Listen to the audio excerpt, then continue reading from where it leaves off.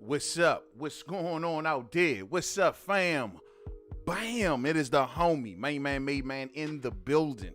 Y'all know how I get down. We talking boxing, man. Once again, it's on. Once again, it is an honor and a pleasure. I repeat, an honor and a pleasure to be on here with the boxing fam and the boxing fans. It's Tuesday, so you know what that means. It's our time now, man. Yes, sir. Spontaneous show like I like to do sometimes. No announcement, no promotion, no tags, no nothing. Just hit the button and go, man. All day. I see the fam sliding on through. Renee Box Young is in the building. My main man right there. What's up, Renee? What's up with you, man? All day. You already know, man. You already know. Robert Brown in the building. Robert Brown, for your support, sir. Thank you for all the support you've been showing. It's about that time, bro. It is about that time. You got that blue suit, family. You got that blue suit. Welcome to the fam. Thank you for your love and support. Thank you, man. I see you come through all the time. I see your comments on the video. I see you bigging it up, man. Thank you, family. Thank you.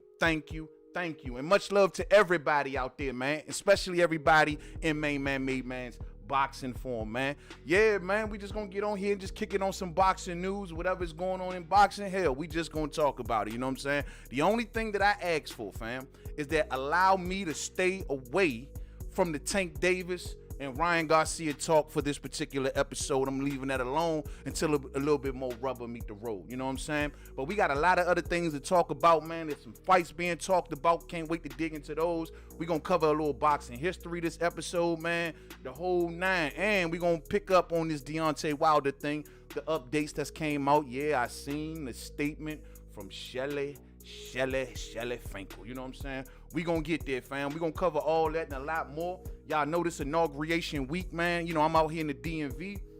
So we got street closures like crazy, man. Anybody out here traveling in the DMV, man, stay home. Just stay home, champ. Every road is closed. You know what I'm saying? Anything going towards downtown, all that is closed. You know what I mean? I think the only bridge in the whole DMV area that's gonna be open is the Woodrow Wilson.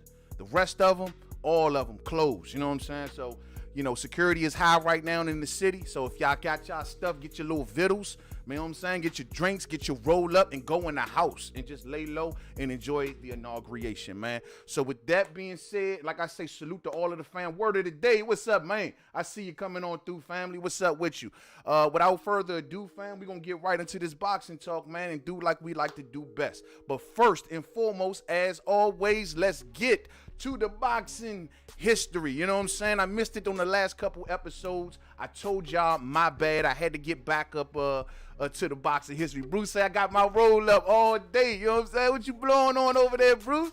You did. I got them alien cookies. You know what I'm saying? But much love to my man Bruce Goes is in the building. That's fam right there all day, man. But we got some boxing history to take care of, y'all. So let's cover this boxing history. Today, January 19th, 2021. Well, let's take it all the way back to 1983, fam. And I'm talking about, you named it, you guessed it, the Black Mamba. My main man, Roger Mayweather. May he rest in peace. You know what I'm saying? Today is the day that Roger Mayweather won the WBA championship along with the lineal championship, winning his first world title by defeating Samuel Serrano out of Puerto Rico, man. My man Roger Mayweather was only 15-0, 14-0, 22 years old, you know what I'm saying? Going up against 31-year-old Serrano, 49 wins, 3 losses, and 1 draw. The dude has been all around the world. Serrano at this point been fighting all around the world. He's out of Puerto Rico, and he was the lineal champion, man. This was a hell of a fight. For those who ain't seen it, the fight still exists here on YouTube. Check this out. You know what I'm saying? Roger went in there and got the job done as a young pup. You know what I'm saying? Cementing the Mayweather name in the history books. You know what I mean? That's what it is, man. Roger Mayweather winning that joint, man, against this guy. Stalked him from the opening bell. Just stalked him, flicking behind that fast jab. Taking that jab upstairs, taking that jab downstairs, stalking. You know what I'm saying?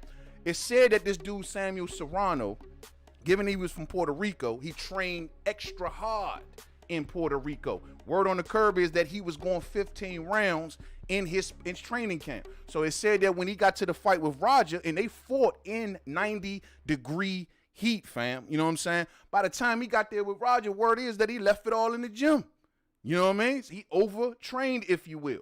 But Serrano, man, trained in the heat of Puerto Rico. Some people say he left it in the gym. Man, Roger Mayweather stalked this dude, and whenever by the third round, Serrano figured, you know what? I got to stand my ground. I can't keep working on the back foot trying to look for a counterpunch. And so what Roger did, he closed the quarters, and he started beating him up to the body. I'm talking right uppercuts, left hook, right hook. The Black Mamba was stinging that night, y'all. I mean, he was stinging.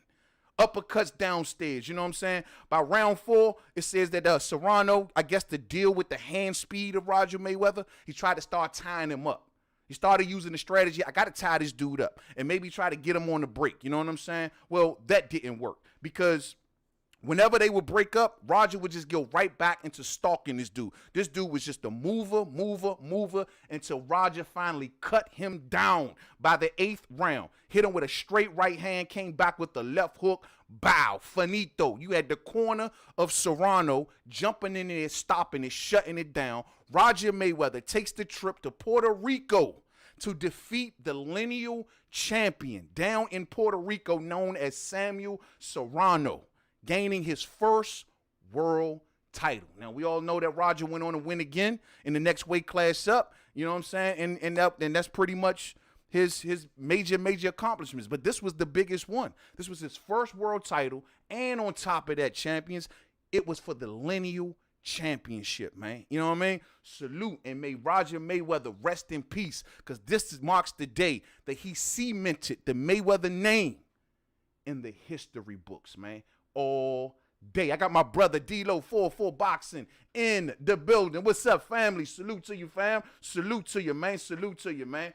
Yeah, man. So that's all right, man. You know, I got a lot of love for my man Roger Mayweather right here, man. And we know he went on to coach one of the greatest fighters known to man, known as Lil Floyd, a.k.a. Floyd Mayweather, man. That's all right, man. Roger Mayweather getting that world title, man. That's what it is. That's what it is. All right, fam.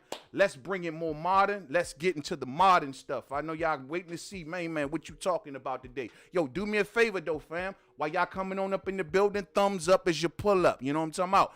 Thumbs up as you pull up. Let me get back in front of y'all right now before we start rolling through these topics. You know what I'm saying? Thumbs up for the family, though, y'all. Thumbs up for the family. All right, let me flip through my card of subject matter here, and let's see what comes out first. Well, we could talk about this one. This was a last minute addition. I told y'all, fam, I knew I was on the money with this one. Word on the curb today. Did y'all hear this news? David Morrell gets elevated to the WBA regular champion. David Morrell's record is 4-0. Let me make sure, what's the name of that guy he just beat? Michael Gavronsky or something like that. He got rid of this dude. Take in mind, David Morrell never fought no one in the top 10. Never fought no one in the top 5. None of that stuff, bruh. They saying that this is the second coming of Vasil Lomachenko, when it was announced weeks ago that they would give this guy Canelo Alvarez's old title, and I reported on it. People looked at me crazy like, nah. Yo, this dude 3-0. 3-0. He became the WBA interim champion. Yet I'm on here looking on Barbershop, and I see Mauricio Suleiman, even though he with the WBC, not with the WBA, out here just vouching for this WBC franchise, right? But look at this right here. This is what we talking about. With all of these belts floating around, you know, it's just going to turn into a pay-for-play type thing. I don't care how good you are. You cannot be that damn good to be getting a world title handed to you with a record of 4-0. I don't care how good you are. Everybody like, yo, man, this guy's good, man. He had a good amateur career, man, and he did XYZ in the amateur. I don't give a damn. It don't matter. The man is 4-0, and he has the same belt that Muhammad Ali wore, the WBA regular. The same belt that Muhammad Ali wore around his waistline. There's a fighter today at 168 pounds by the name of David Morrell that wears that same belt. let that sink in, fam. It's out today. When I seen this, right before I hit the button, is when I seen this story. And I was like, nah, this can't be real, bro. I remember reporting on it, but I thought they was going to just let him get one more fight or something. Bro, they just gave it to him. He has the WBA regular title that Canelo Alvarez vacated when he went up to face Callum Smith. Remember, he beat Rocky Fielding for that WBA regular. He vacated it, and they gave it to this man. They just gave it to this man. And Mauricio Suleiman wonder why we sitting around crying about belts. Because we got crap like this going on, bro. I don't care how good this dude is, fam. This is an atrocity to the sport. You know what I'm saying? I don't care, man. This is not cool. How many people did he overstep? How many people did he overjump to just jump into boxing and have a wreck? The man doesn't even have 5 fights. The man doesn't even have 5 fights. He must be damn good. You know what I'm saying? Damn good. And they're talking about this dude can maneuver that WBA belt and be in all of these different title fights. And I'm like, huh? It just don't add up to me, bro. So I don't know if y'all heard this. David Morrell, now the WBA regular champion. It don't make no sense to me. It don't make no sense. The WBA has seriously just put a straight damper on this belt, bro. It's just the worst. It's the worst. So it is what it is. We'll see who try to fight him for his WBA regular title.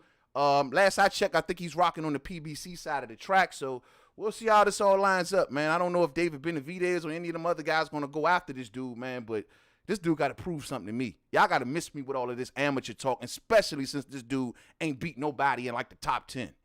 Miss me with it, man. It is what it is. But David Morrell, our new upgraded or enhanced WBA champion at 168 pounds. That is disgusting. You know what I'm saying? Disgusting to say the least. Let's move on to the next one, man. I want to talk about this right here. Dominique Brazile versus Otto Wallin. Y'all know this is going to be going down real soon. I like this fight, man. I like this matchup right here. It looked like both of these men are hoping to whatever win, maybe get a chance to maybe get back in there with Anthony Joshua. That's the hope, at least. We all know there's news floating around that Anthony Joshua might be booked up pretty soon, you know, with all of the fights that they got talking about. I mean, I'm hearing about Alexander Usyk. I'm hearing about, you know, who knows what may happen with Chisora and Povetkin, you know what I'm saying? I mean, Chisora and, Povetkin and Dillian White. We don't know what's going to happen there. You know, there's fights out there for Anthony Joshua. You know what I'm saying? So he might be a little busy. I ain't talking about the other one that everybody. I'm talking about those two. You know what I'm saying? We'll get to that one. But he's busy. And they're saying that the winner of this might get in there with AJ. So I like this fight right here. 2 big, slow sloth of heavyweights. Let's not get it twisted here, fam. We don't expect to see boxing's best ring IQ of heavyweights. Neither one of these dudes came from the cruiserweight division. These are just 2 big, slow sloth of a heavyweights, but when they land, both men can crack decently, and especially Dominique Brazile. But I almost wonder, is Dominique Brazile's tank going to be able to hold up to Otto Wallin's tank? You know what I'm saying? Otto Wallin can move, shows okay stamina, especially movement down the stretch, shows flashes of hand speed. He'll throw together a quick 3 or 4 piece combination and then move, but then you won't see it for the rest of the round. And then the next round, he'll do it all over again. He'll flash that 3, 4 piece combination, then move. Then everything else he's doing it from an awkward standpoint. But he's an awkward fighter, and he's a sneaky little fighter. You know what I'm saying? But still kind of slow. You know what I mean? For the most part, even though he shows flashes of hand speed, I think his hand speed is much faster than Dominique Brazile's. Now, Dominique Brazile is letting it be known. I'm not going in there to box this dude. I'm going in there to try to knock this dude all the way out. According to Dominique Brazile, he says this, and I quote, he's got a lot of vulnerabilities. There's a lot of things in which he does which are unorthodox for a southpaw. A lot of things that I plan on capitalizing on come fight night. You can expect the big bad Dominique to be back. They gave me the name Trouble. It came with the great definition. I'm coming to bring some fireworks, some bombs. I don't plan on boxing my way to a victory or playing it safe. I never have and I never will, end quote. So Dominique Brazile looking to come into this fight to crack this dude, bring some fireworks. My deal with Dominique Brazile is nothing special about him. Nothing special about him. Kind of straight up and down. No special effects. Not a good, doesn't have a good punch variety or none of that stuff. Just a good big 1-2. Just a big 1-2. Boom, boom, boom, boom. Just a big 1-2. Ain't got no much footwork to him. Head movement is suspect. Tank is suspect. You know what I'm saying? But just a big 1-2. You know what I'm saying? Last time I remember looking at Dominique Brazile is when Wilder knocked him in back into 1855, put him in a time machine, knocked his ass out so much. You know what I'm saying? That's the last time I remember seeing Dominique Brazile. But nothing flashy about him. Never was. You know what I'm saying? Never was. Just basic, straight up and down, no special effects. I think Otto Wallin's foot speed, hand speed, the flashes that he shows, the awkwardness, him being a southpaw, him like to move, and when he does make it a close quarters fight, if you go back to that Tyson Fury fight, he's a chip away guy. His shots are not big shots on the inside. No, they're little shots, but they're chip away shots, and he throws in volume when he's up on you close. Is Dominique Brazile prepared to deal with that if it get there? If it gets to close quarters and both men are tied, it favors Otto Wallin, in my opinion. I think Otto Wallin should take him to about the 5th before he starts to unload on him. Work him a little bit. Hit his gut a little bit. Let him swing that big 1-2 and get out of the way from it. Beyond round 4 or 5, I think the fight is all Otto Wallin, in my opinion. In my opinion. You know what I'm saying? In my opinion. But I just don't think there's nothing enough about Dominique Brazile. I know he's determined. I know he want to get back. And I know he can crack. Don't get it twisted. But I think his vulnerabilities with stamina, I think his big, super slow ass punches, you know what I'm saying? I think he's going to lose to Otto Wallin. I'm going to go ahead and make a bold prediction right here, right now. I'm going to say Otto Wallin stops Dominique Brazile. I think Otto Wallin, well, no. Should I say stoppage? If it's going to be a stoppage, it's going to be a late stoppage. I see Otto Wallin grinding down Dominique Brazile and finishing him off by 10. I think he grinds him down and finishes him off by 10. I know a lot of people, it's something sneaky about this dude, Wallin. After watching his last fight, bro, like, what he fought the Viking dude, right? Like, he worked that dude. I mean, it wasn't much there. The dude was slow. The dude was flat-footed, yeah. But he worked him. He worked him on the angles. A matter of fact, he looked much better in his last fight than he did in the Tyson Fury fight. In the Tyson Fury fight, I'm still thrown for a loop with that. I still don't know exactly what Otto Wallin was doing to trouble Tyson Fury so much. I truly don't. His punches had looked slow. He looked very predictable. All he looked like he was doing was just throwing shots and then laying on Tyson Fury and beating him up and just hitting him with certain shots on the inside. But maybe it was the cut that affected Tyson Fury so much that threw his game off. I just don't see how Otto Wallin was so good to give Tyson Fury so many problems. You feel me? But I favor him in this matchup. I thought he looked, I looked at his last fight. He looked good, man. He looked good. I got to give him. He looked good. He looked much better. He's getting much more coordinated. I think his power could be a lot better. His hand speed can show enough be a lot better. But his footwork is there. His boxing IQ is pretty good. And he does like to go to different angles. As for Dominique Brazile, ain't nothing going on there. It's just a quick 1-2, and that's it. Hit his big ass in the bread basket a few times, make him move for a few rounds. After round 4, round 5, man, you got this dude.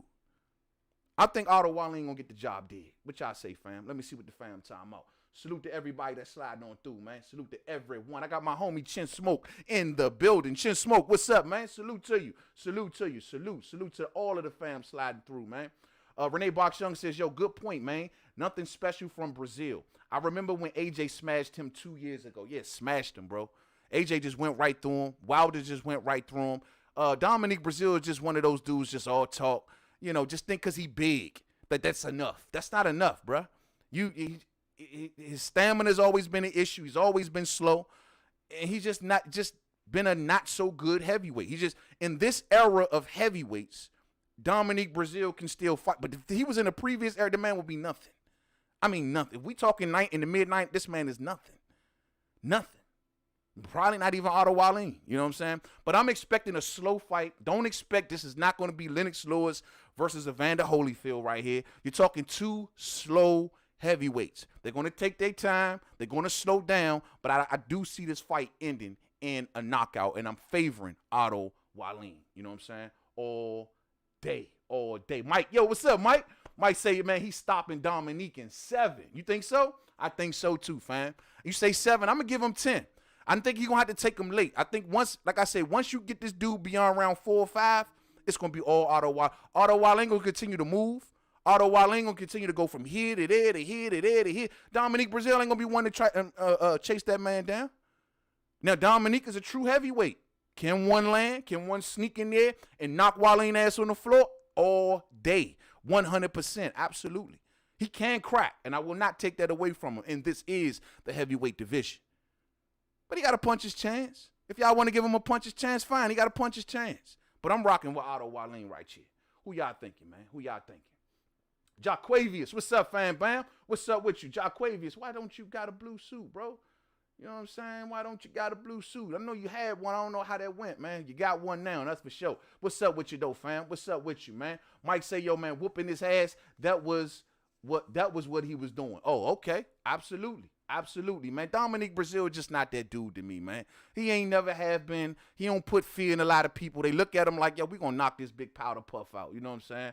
Real spill, man. Muhammad Tola's in the building. What's up, family? Salute to you, man. Salute, man, in the chat. I just got here. Yo, what's your take on Wilder accepting step-aside money? I heard he refused the money and is seeking the third fight. We gonna get there, fam. We definitely got a Wilder segment coming up, so we definitely gonna bring that up as well. I think it's all crap. I think it's all a bunch of smoke and mirrors. I don't think there's nothing real about it. We're going to get into Shelly Finkle's statement a little later, but I'm definitely going to get into that, man, all day. I got my homie in the building. Black Star TV is in the building. Yo, everyone that hears the sound of my voice, check out the fam Black Star, man. He be having some good panels going on, great discussions going on, man. The man breaks it down, and on top of that, he's a fellow Cowboy fan, man. Much love to the homie Black Star, man. Salute to you, fam. Salute to you. Will McLaddy, salute to B-More. B-More's in the building. DMV all day. What's up with you, Will? What's going on, family? What's up, man? Yeah, hey, Florida Story say, yo, he rocking with Otto Wallin. I like that. I like that, man. Otto Wallin, man, I think he gonna take this, bro. And Otto Wallin is trying to put himself back into title contention. Well, both of these men are trying to put themselves back into title contention, and they found each other. They got it off the ground. Look like we're going forward, and I like it. This is going to be on the Adrien Broner undercard, from what I understand. So, good fight. I mean, good something to add on to the card. I'm rocking with Otto Wallin. Let's see if he gets the job done. If Dominique Brazile loses this, man, there's nothing left for Dominique Brazile, man. I don't see it. Who would want to fight him? Why would you want to fight him? Why would you want to put him on TV? I have zero idea. You know what I'm saying? Much love in the super chat to my brother Mike Rhyme, my main man right there, man, all day. Thank you for the support, family. Thank you for that, man. Much love to my main man Mike Rhyme. Hey, yo, Mike, we definitely got a Crawford and Spence vid coming up real soon. Something that kind of made its way through the grapevine that I heard. Oh, I'll be bringing it up, Mike. Salute to my main man Mike, though, man. And catch some good fish out there, fam. Catch some good fish. Hey, yo, Mike, is you into home aquariums, bro? Man, I'm into tropical fish. You know what I'm saying? I put me an African sulfur-head in there with a Jack with a Jack Dempsey. With the Jack Dempsey. Let's just say, man, it was a battle to the end, but the Jack Dempsey won in the end. Now my Jack Dempsey is like that big, yo. I got him. He was like that big. He's like neon blue. Got all kind of colors and spots all over him. Beautiful, beautiful fish, man. Beautiful fish. But yeah, man, rocking with Otto Wallin right here, man. So let's move on to the next topic, shall we? Let's see. Let's keep it flipping on through. Let's talk about this one right here. Let's talk about AB for a minute, man. I know y'all seen the interview, right? I know y'all seen Adrien Broner's interview on The Last Stand with Brian Custer. You know what I mean? So I got the quotes pulled up right here. Hold on. All right. Now, what I'm going to do for this segment is just all I'm going to do. I'm not going to play Brian Custer's interview. I'm going to take the quotes that's over there on Boxing News 24, where they got Adrien Broner quoted up galore from that same particular interview. So they kind of did the work for us. You know what I'm saying? So we just going to peel off some of these quotes and listen to what Adrien Broner honestly is saying. Now, Adrien Broner, when they asked him, far as whether or not he's still in his prime, he says, and I quote, "I'm only 31. How can I be past my prime? I've done so much in the sport at an early age that it may seem like that I've been in the game forever," end quote. At the end of the day, bro, your prime, in my opinion, is gone. You know what I'm saying? And I'm going to say this, y'all. When I watched this interview with Adrien Broner, I did not get a good vibe, dog. His answers were short. He did not seem overly focused. He did not seem like he was eating, sleeping, crapping, boxing. It just seemed like he was distracted. He didn't seem serious. He seemed a little too carefree for my liking. His jokes wasn't funny. You know what I'm saying? He wasn't lit. He wasn't popping. He wasn't flashy Broner. That wasn't him. I don't know if the drinking. I'm rooting for the Adrien Broner. We all know it, but I'm telling y'all, bro, listening to him talk, I don't hear that growl in his. I don't hear that growling in him. I don't hear it, bro. I truly don't. Brian Custer had to pull some answers out of Adrien Broner. Like, Adrien Broner has always been a hell of a dude to interview. You feel his energy. You feel his vibe. You feel what type of mood he in. He joking. He playing. You know, even if he's focused or he's you still know. Bro, in this same interview, they asked him, like, when you going to come back to fight at 140 pounds? He's like, yeah. Brian Custer asked him, how much are you weighing right now? Like, are you over 180? He's like, yeah, I'm over 180. How the hell are you going to get down to 140 pounds by February? February is when they talking about him fighting. How the hell is he going to do? He going to lose 40 pounds by February if he is at 180 pounds? Yo, what the hell? I'm looking at Adrien Broner like, bro, you don't even look like you were getting in a fight. Like, I don't know if it was the beard covering. I don't know what it was, but he didn't look like he was in tip-top fighting shape. And I'm looking at AB, and I'm like, I'm just shaking my head the whole interview. I'm listening to his answers. I'm not liking how he talking. I've been watching Adrien Broner from day one. Day one. I told folks his fight was the fight that inspired me to want to upload. From day one, I've been keeping my eye on Adrien Broner, and I've never seen him this dry. He is Canada dry. I mean, you could strike a match on his ass. You know what I'm saying? He is Canada dry. And I'm like, I hope he all right. I hope he all right. They say that his opponent, Camper, got pulled out. He caught COVID or something like that, so they haven't even found him an opponent yet. I don't even know if AB know what weight he's going to be fighting at. He say 140. I don't think he even know. It's like whatever he show up as. They don't even know over at PBC. They don't even know. You know what I'm saying? So in Adrien Broner's case, bro, I'm saying, bro, I really want to believe in you, man, and I'm rooting for you, and I hope you do win because you got a $4 million lawsuit hanging over your head, bro. But, bro, listening to him talking on that interview, it does not sound like the old Adrien Broner. He sounds super dry. He don't sound focused. He sound like he just – and I even heard him in one time, and I just kind of tried to turn a blind eye to it, when he got to talking in one interview about drinking, and he was saying how that person can drink and this person, and he started to light up like a Christmas tree. If y'all know anything about drunks or people that drink a lot or whatever, when you talk about alcohol, bro, they light up. They like, oh, man, I remember when I was here, but I drunk him under the table. They light up. Man, when I'm listening to this dude talk about drinking, he lights up. He lights up. I don't know, y'all.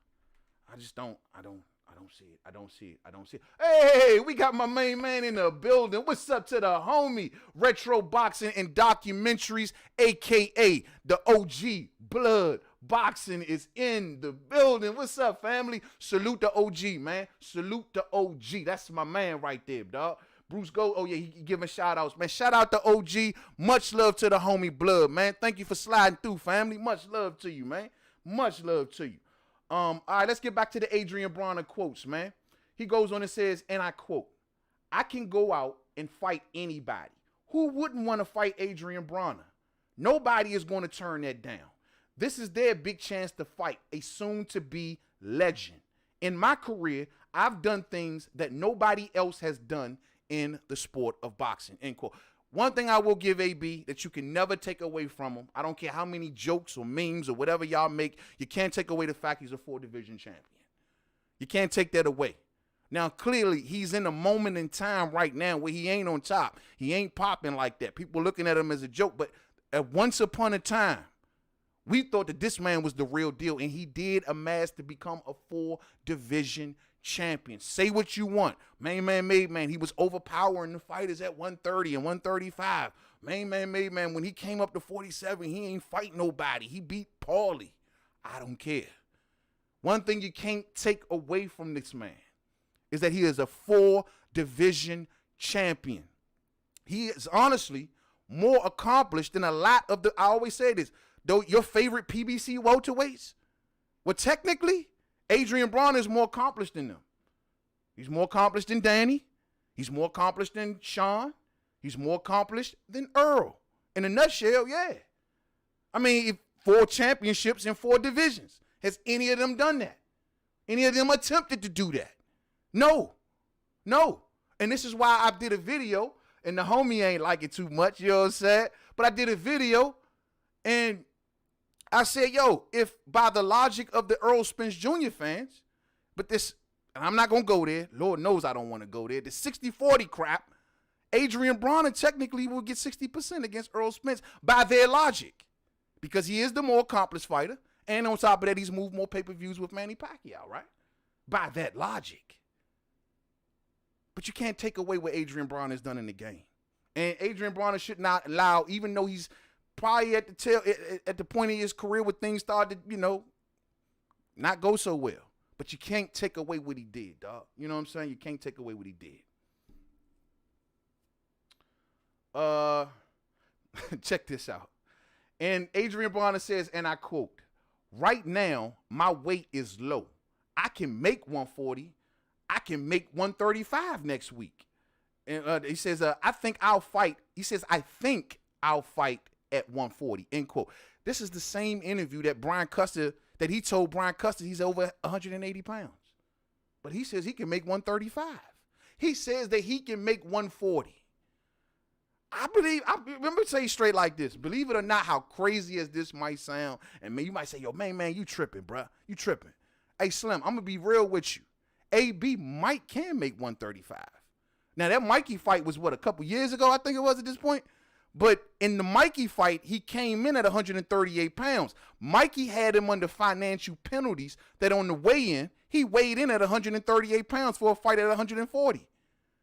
Mikey made sure that every pound you come over, that's $1 million. So the name of the game is, if you slice a financial penalty on Adrien Broner with a $4 million lawsuit hanging above his head, his ass coming in on weight. And he might make that 135. Bro, that's the reason I thought he lost to Mikey Garcia, is because he came in underweight. He did too much. I mean, he was super small on that weigh-in. Go back to the Mikey Garcia and Adrien Broner weigh-in. That was the smallest I seen Broner in years. He did it once, but it took a financial penalty for him to ring home. So we'll see. And he was drinking and all that stuff then. You know what I'm saying? Sometimes with these fighters, I hate to say it this way, to make them get in order, maybe that might work. Maybe that'll keep dudes like him and Tank Davis from missing weight. Put a financial penalty on their ass. Like, look, every pound you come up over, this is what it's going to be. They will make weight each and every time, I guarantee it. It may not be the same fighter, but he will definitely make weight. You know what I'm saying? He'll definitely make weight. He'll definitely make weight, man. According to Adrien Broner, when they asked him about Regis Prograis, and he says, and I quote, "At this point, I got nothing out of fighting Regis Prograis." What? I get nothing out of fighting Regis Prograis. We can make a big fight. I'm going to F him up. I think I'll be a lot more mean. Okay, we'll stop right there. Basically, he says, what is he going to get from a Regis Prograis fight? Bro, that's a good name. If you want respect, I tell you what you will get if you beat a Regis Prograis. Aside from a decent check, I'm sure there's got to be a decent check in that fight. But aside from that, bro, you will get your respect and dignity back if you beat a Regis Prograis. What do you get from beating a Regis Prograis? That's what you get. That's what you get. Respect in the eyes of all of your fans. Confidence built back in all of your fans to come out and watch your fights. To say, yeah, we going to stick with Adrien Broner. Because I don't know if anybody told you, AB, your fan base needs an infusion of confidence in you. Everyone is hanging on by a thread, bro, including myself. But we've been hanging on by that thread for how many years with Adrien Broner? We just like Adrien Broner. Hood cat, man. A lot of us from the hood, we understand. You made it, bro. You made it out. So we want you to succeed. But you just keep on just dropping the ball, like doing the dumbest things, bro. And people are hanging on by a thread to believe in you. You like one step away from being a greeter in Walmart, bro. Like, I mean, real spill. So when you ask, what do I get from a Regis Prograis fight? You get your fans to believe in you again, bro, which will allow you to go on and make more money, sell more merchandises, maybe make it back, maybe, and this is a big maybe. I don't see it, don't know how it happens, but you might can make it to pay-per-view. And maybe people will want to buy your fights again. The point I'm making is, bro, you need a win of this caliber. Even if you go in and beat on some little local cat, whoever they find, to throw in there with Adrien Broner.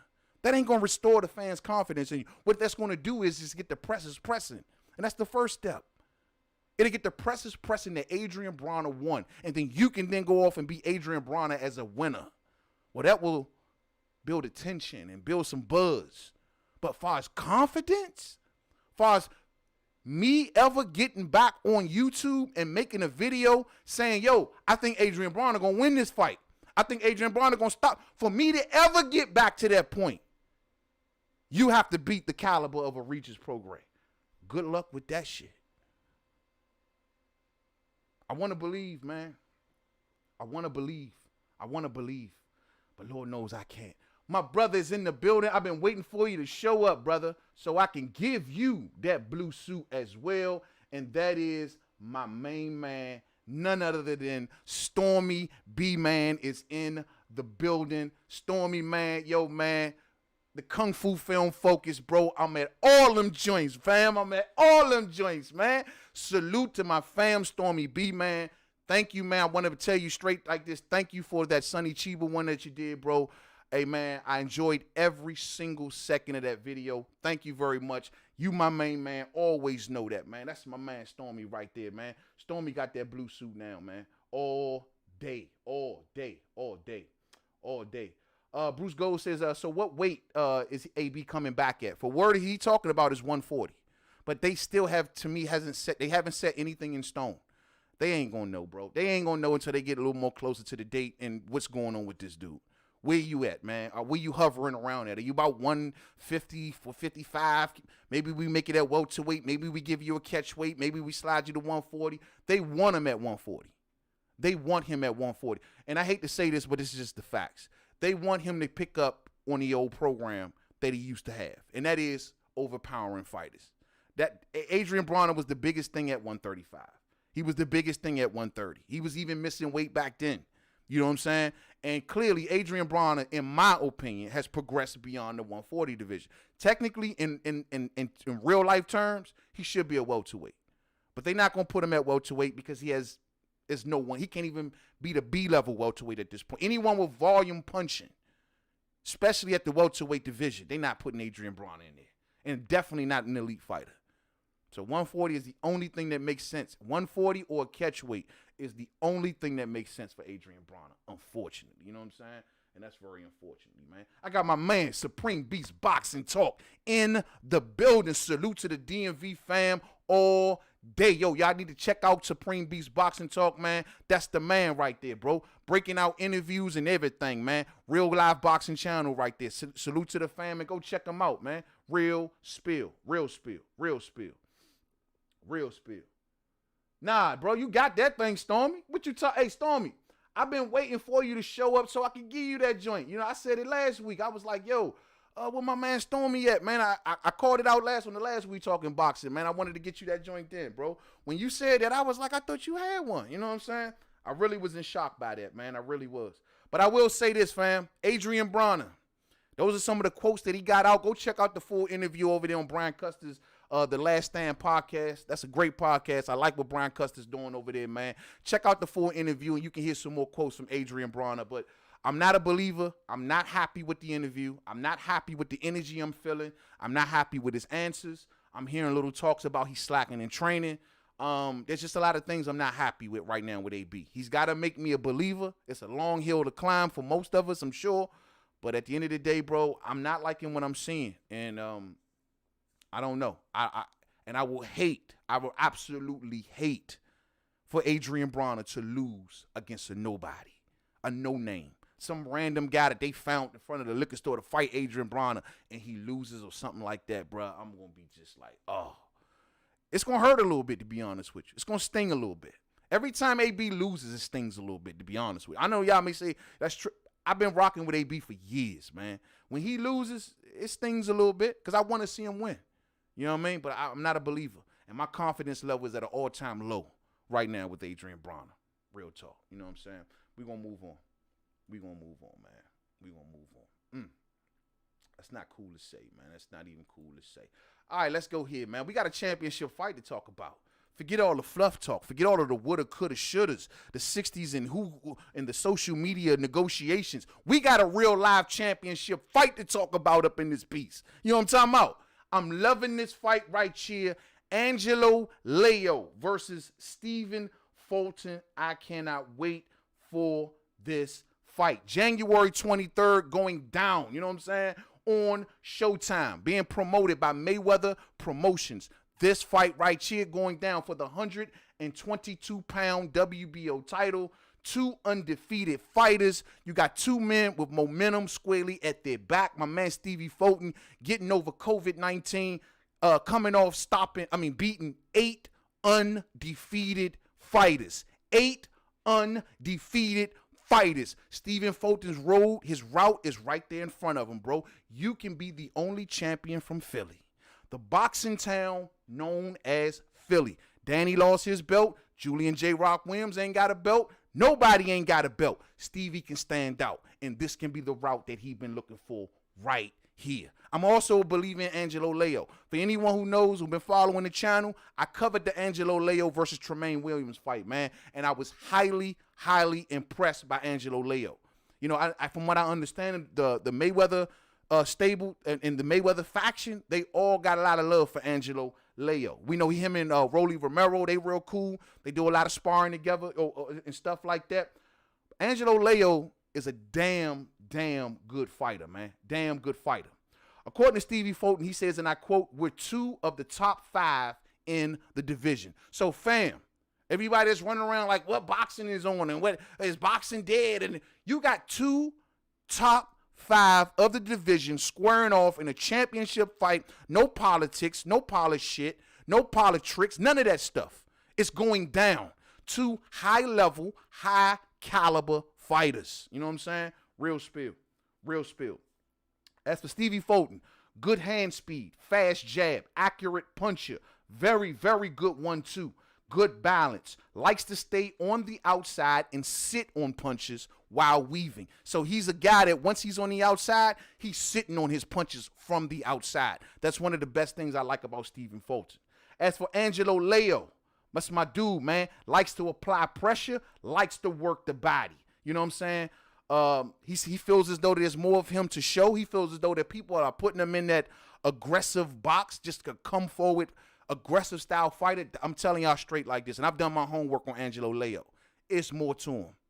There's a lot more to Angelo Leo. A lot more to him. He can box. He can move. He can be aggressive. He got good power puncher, and he's an accurate puncher at that. This is not going to be a walk in the park for Stephen Fulton. It's not going to be a walk in the park for Fulton at all.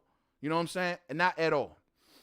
Now, Stephen Fulton likes to throw a good check hook on the retreat. So when you pushing Stevie Fulton back, he tosses out that left check hook, and he be catching bammers with it all the time. I looked at like 4 of his fights, and he employs that left check hook while backing up, and he'll catch you in the middle of swinging with that joint, pow, and stop you in your tracks with that joint, champ.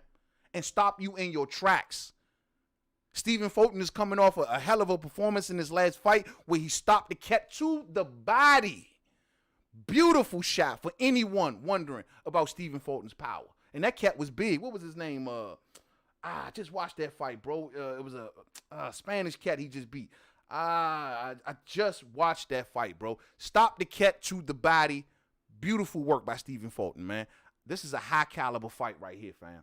If some may say 50-50, I don't know. I was impressed with Angelo Leo's fight against Tremaine Williams, even though Tremaine Williams took that fight on short notice, and yes, he was moving up in weight. At the end of the day, Leo went in there and just did exactly what he was supposed to do. Now, for anyone who don't know, that was technically supposed to be Stevie Fulton. Stevie Fulton had that title opportunity taken away from him due to him catching COVID. He was supposed to face Angelo Leo. So according to Stevie Fulton, look at that quote. One of my lowest moments is when I lost that opportunity.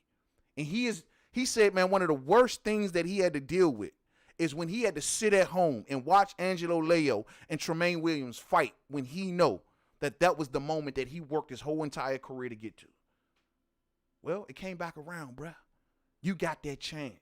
And this is going to be a hell of a fight. I want to say Leo one day, I mean, I could think about this fight, and on one hand, I'm like, hey, man, I like Angelo Leo's body work. I like the fact that he does come forward, and he can switch it up and become the boxer if need be. But then again, I look at Stevie Fulton, and I say, damn, this dude fights from the outside, and he literally sits on punches from the outside. I mean, he's looking to get right into that spot, and once he gets that spot, he's standing right there on the outside, peppering you with shots from the outside. Very good hand speed, very accurate puncher. Man, a fight between Stevie Fulton and say a Gary Russell Jr. when he comes up, man, that will be a hell of a stylistic matchup. And right here, this is as 50-50 as it gets. I'm just slightly favoring Fulton. Just slightly, though, man. I mean, 47 to 53, like just slightly favoring Fulton. I think Fulton can take advantage of the fact that Leo likes to come forward. And Fulton he loves to fight those kind of fighters that love to come forward because he's going to get that reactionary spot gap that the way he likes to get there. And he's going to pepper you from you keep coming forward, he takes that step back, peppering you with shots. And if you jump in too fast, he got check left hooks waiting for you all day. But I think Angelo Leo also got something to prove, man. I'm torn right here, y'all. I'm really torn on this one. I think Angelo Leo got something to prove. I think he got something to prove. According to Angelo Leo, and I quote, I have a lot of doubters, end quote. He says pretty much that a lot of people are doubting him. He don't believe that he got full credit for the Tremaine Williams win, which I think he should have got. Tremaine Williams was a hell of a fighter, man. Very coordinated fighter, good boxing IQ, great reflexes, and Leo literally beat the fight out of Tremaine Williams. Literally beat the fight out of him.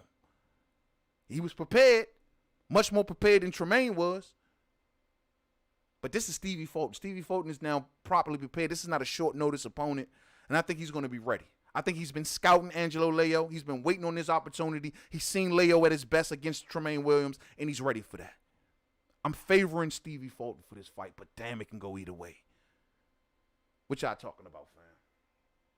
I got my brother Lawrence Williams in the building. Salute to the homie Lawrence Williams. Ron Boy Fresh, what's up, fam? What's up with you, man? I got Ron Boy Fresh in the building. Also, what's up with you, fam, bam? You know, we talking this real spill. Yo, who y'all got in this one right here, man?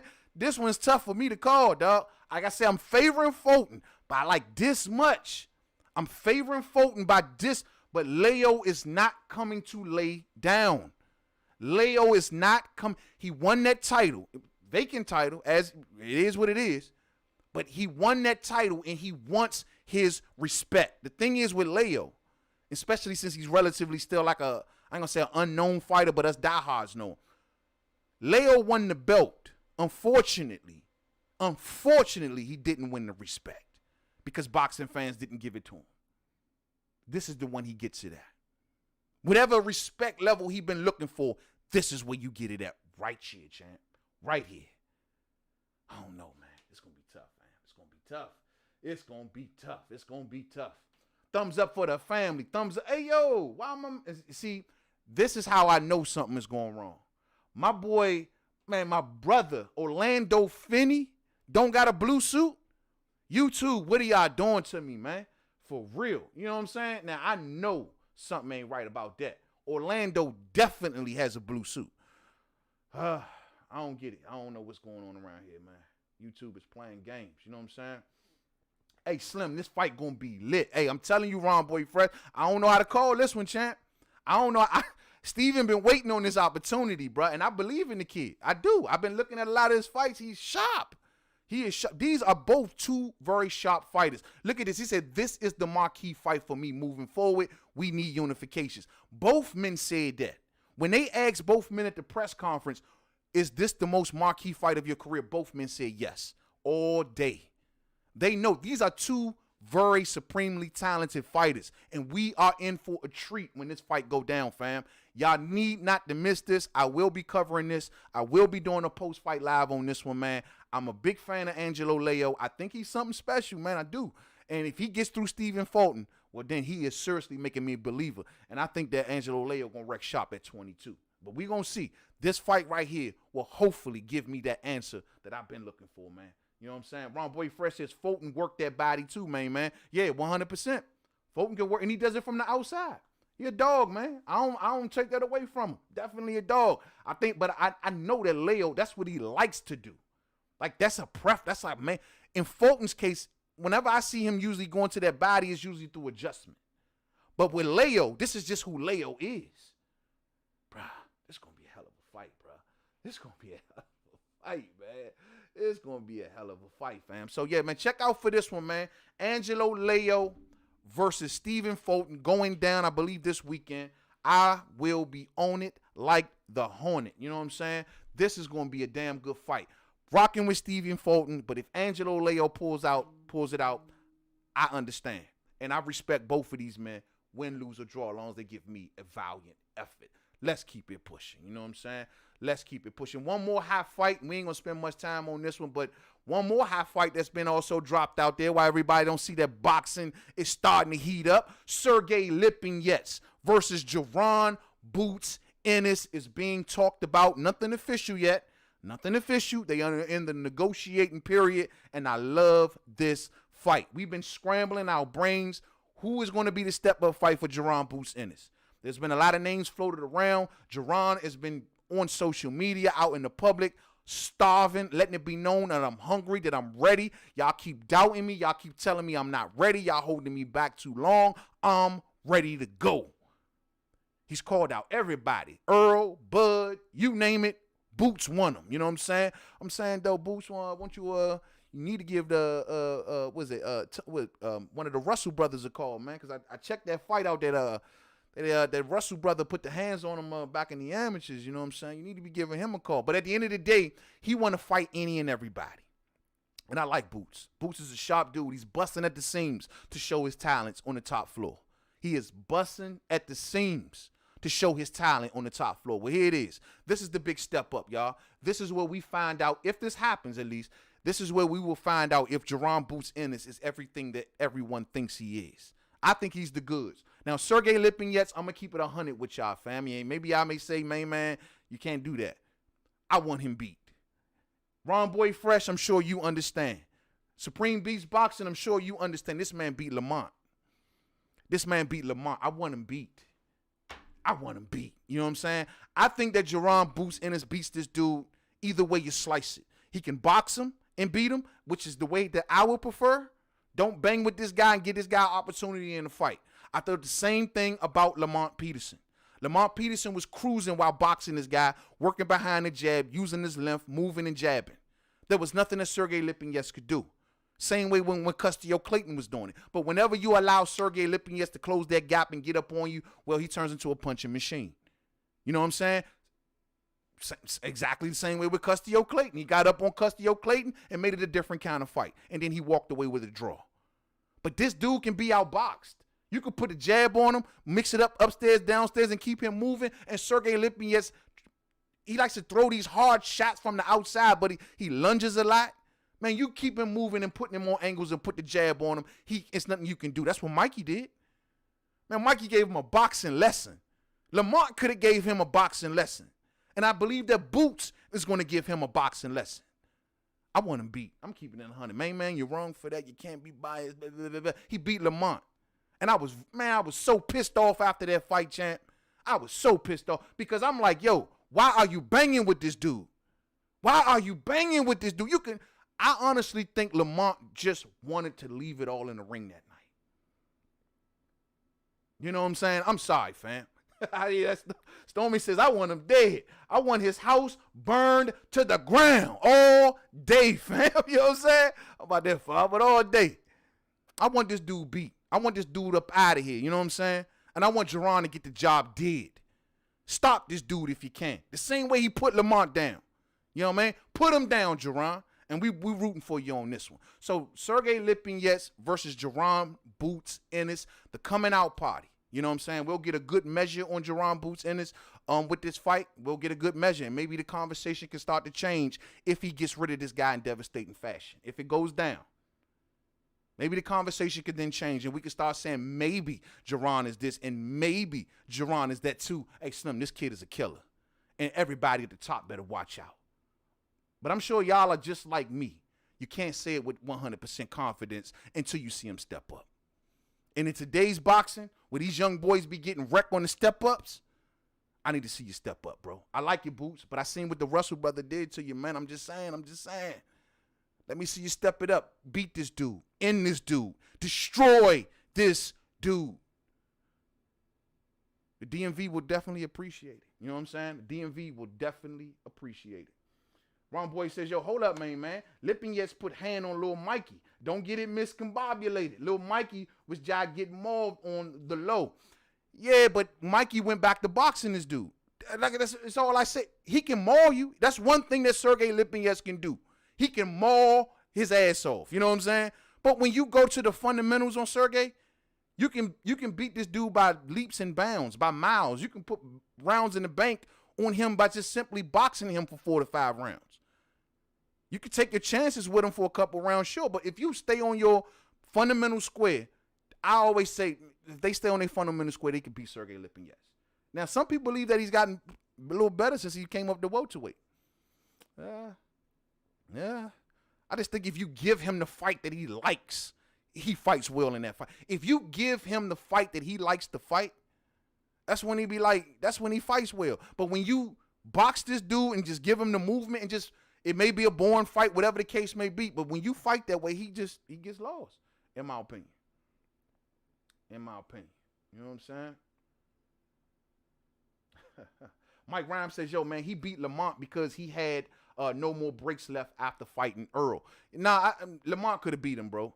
Lamont was listening to Burry in that corner, and Burry was pushing him to go in there and brawl with this guy, dog. Like, Lamont could have beat him, man.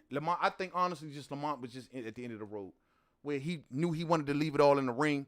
There was no need, I repeat, no need to go toe-to-toe with this dude at all and allow him to get up on you like that. He could have just kept the extended jab on him, man, and it was working. Man, it was working. I was so pissed. I still got that post-fight review up on the channel, y'all, man. That was a rough night for me, man. That was a rough night, man. If he beat Sergei, they talking about Lopez next. That's the tough one. I like that fight. But, you know, Sergei Lipinets, he got a short reach. As for, say, like in the Lopez fight, where Lopez got a long reach. So if you want to brawl with the Lopez, it'll be a little bit different. Sergei Lipinets can be outboxed, and it's another because he got a short reach. His arms are not that long. You know what I'm saying? I don't know. I see Jaron serving this dude, dog. And I'm expecting for Jaron to get the job done by leaps and bounds so we can sit back and say, you are, sir, as good as we thought you were. You know what I'm saying? All day. I don't see Boots versus Jotacito next. Jotacito Lopez will fight one of Marquise's 147, one of the Marquis 147 pounders now. I hope not, bro. We want to see them fighting each other. I don't want to see no Jotacito Lopez in the mix of a Keith Thurman or, well, we already seen that, or a Porter, or any of them for that matter. You know what I'm saying? Let them keep mixing it up with each other. All right, y'all. Let's get to the next one, man. Let's keep it pushing from this one. But I'm looking forward to this fight. Let's hope it gets done. Keep in mind, fam, they are in the negotiating stage. Nothing official has been announced. Steve Kim had put this out there. I think it was yesterday or so. So nothing ain't been announced, and they in the negotiation stage. So let's just keep our eyes out for that one. All right, y'all. Now let's get to the last but not least. This one is going to be more opinionated than anything, and I think y'all know where I'm going at with this one. We might well deal with it. I don't even know. You know what? Let's deal with this Deontay Wilder thing real quick, man. Still with this Deontay Wilder thing. My main man bomb squad all day. I see y'all, UK. I see what y'all talking. I've been getting hit up all throughout the day. Yeah, I notice I haven't done any videos today. So, people hit me up and they like, yo, man, have you heard the latest thing from Shelly Finkle?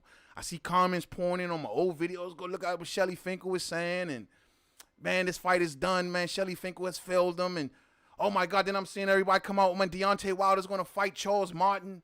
And I'm like, what the hell is going on? How do we get to such a sure conclusion? Because I'm hearing some of y'all like, y'all sure. We are at a sure conclusion that Deontay Wilder is going to face Charles Martin. Let me just say this off the jump. If that happens, I'd be pissed off. I don't want to see it. I don't want to see Deontay Wilder versus Charles Martin. Maybe y'all do, and y'all can pluff up Charles Martin all you like. I don't want to see it. This is the same Charles Martin that lost to the fat dude, right? What's his name? Kaunaki, right? I don't want to see that, bruh. Do you not understand that Charles Martin will go to sleep in 2 rounds? Charles Martin is slow and uncoordinated and just too clunky. That man will be knocked out before the end of the first round. That'll be Dominique Brazile all over again. Did y'all see how Charles Martin fought AJ? The man walked into the ring, Mr. I walk this earth like a god. Walked him into the ring and got flattened in 1-2 rounds. Man, come on, dog. I don't want to see it. I don't care what y'all talking about. He got better. If that's better, then that ain't much in today's heavyweight division. I don't want to see it. Who the hell want to see Deontay Wilder knock Charles Martin ass into the 3rd row? Charles Martin can do nothing to get away from the right hand of Deontay Wilder. Nothing. That ain't 1 tool in his toolbox that he got that can get away from the right hand of Deontay Wilder. Not one. There's nothing he does. I don't want to see it. It's a waste of time. You know what I'm saying? In my opinion. Oh, man, you're too hard on Charles Martin. I ain't too hard on Charles Martin. Charles Martin like 2 fights away from a loss. And y'all, please, I don't want to see that, bro. So let's get into this thing that Finkle was talking about, man. Because let me see this statement. Let me read it for myself. Because y'all are so sure around this something. So this is the statement that got boxing going crazy. I found this over there on Sports Illustrated. Here we go. If we can't get the Fury fight, Deontay needs to be active, Finkle said. If it's the worst case scenario, we are going to be prepared for him to get back into the ring. And then he goes on and says, we're going to go for everything. Oh, I'm sorry. Let's just deal with that first quote. I'm sorry. I don't want to mix the two up. Got a little mixed up there. Well, this is what he was saying. So when people heard this quote, is when everyone is running with the Charles Martin. Now, I read the Sports Illustrated article. And in the article, it was said by Shelly Finkle that Charles Martin is just one of the names that are being mentioned or being considered. Just one of the names of many. A lot of y'all are running around like this is guaranteed. Like, we definitely going to get Charles Martin versus Deontay Wilder. Charles Martin got other ambitions. Y'all better listen to what Charles Martin talking about. He got other ambitions. He got a whole nother road that he talking about. Y'all don't even know. Bruh, I don't want to see that fight. And Shelly Finkle didn't say that. He just saying that if this thing with Tyson Fury falls through, we got to basically have Deontay Wilder prepared to go into the ring because he needs to stay active, which I would think is any like political answer that you would get. There's no mention that Charles Martin is a guaranteed opponent. They're just saying that if this thing doesn't work out with Tyson Fury, if we can't get the Fury fight, Deontay needs to stay active. Let's go to the land of make-believe. Let's say Tyson Fury wins everything. What is Deontay Wilder supposed to do? Not have a plan B lined up? Not have nothing lined up? Now, this doesn't even mean, this is not saying that the plan A still ain't going to work. This is not saying that we're done trying to make plan A work. We're saying that just in case they get slick on us, then we're going to have to keep this dude, keep him ready, which is only the right answer. So let's go to this. I'm about to break this. Let's update the Wilder situation since my last video on it. All right. So I think now that we see more information coming out, and Shelly Finkle, I believe also, he says that the mediator Tyson Fury told the mediator that he's never going to face Deontay Wilder. So basically it's moving on to the arbitration now. So now we get into the legally binding part. See, the mediator was just Judge Judy. You know what I'm saying? It was just some random cat. That was the homie that we both know that's gonna stand in the middle and call me up and like, yo, man, can you work something out, man? Give him a little of this. Can you give him that? Can you give him this? And you're gonna be like, nah, I ain't giving him nothing. I mean, well, what if he decides to let you come out first and you come out second? Nah, I ain't still. All right, cool. Hey, yo, Wilder, man, would you allow Tyson Fury to come out? That's the mediator. That's Judge Judy. Now we about to see if the rubber gonna meet the road. We're going to the arbitrator. This is the legal binding part. And let's see where this is going. So that's where we at now, right? So that means, now, all of these fake articles that's floating around about all of this money being given out, take in mind, none of that, from what I understand, is not true. Deontay Wilder's not accepted no payoffs. Shelly Finkle was not fired by Deontay Wilder. All of that stuff that's floating around there is bullcrap. You know what I'm saying?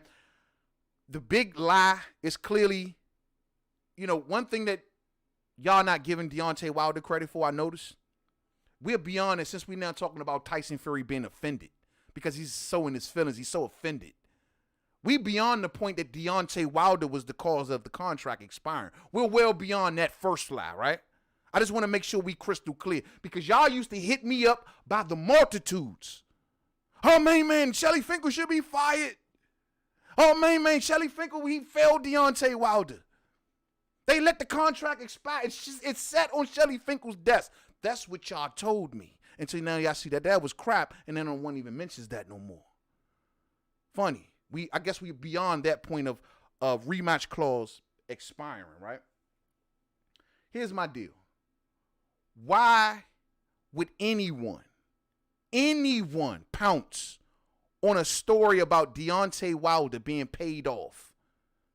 Why would you jump on that so fast and not do some critical thinking? Why would you do that? If they're sitting back telling you that the rematch clause allegedly expired, right? Allegedly expired. But then you hear one story about a payoff and everyone, so forget about so it didn't expire then, right? Forget about that story. Y'all just jump right on it without vetting it. How does it sound? Are they going to pay him to step aside? And Deontay Wilder just going to take it and go? Oh, y'all try to make him look like a desperate little money grubber. Oh, he just wanted money. He just wanted money. Y'all was heading down that road. That's all he wanted from the jump. All he wanted was money. Y'all come up with different stuff every week. Every week. First, they let the rematch clause expire. That ain't the case. Now he's fighting in arbitration. You see, fighting for his chance. No one mentions that no more. Now he wanted money. Oh, he just wanted to do all of this for money, Mainman. Now that's proven to be crap. What's next, man? What's the next one? Oh, no, this is the new one. Wilder Nation, listen out for this one. This is the new one. Oh, Deontay Wilder jumped on the Glovegate story just so he could purposely sabotage the fight. That's the new one now. He's going to sabotage a $30 million fight. He's going to sabotage a $30 million. Do you not understand win, lose, or draw? I still win when I'm fighting for $30 million plus? Do you not understand win, lose? I will get knocked out for $30 million. That's not a lose there, champ. Who the hell going to sabotage a fight?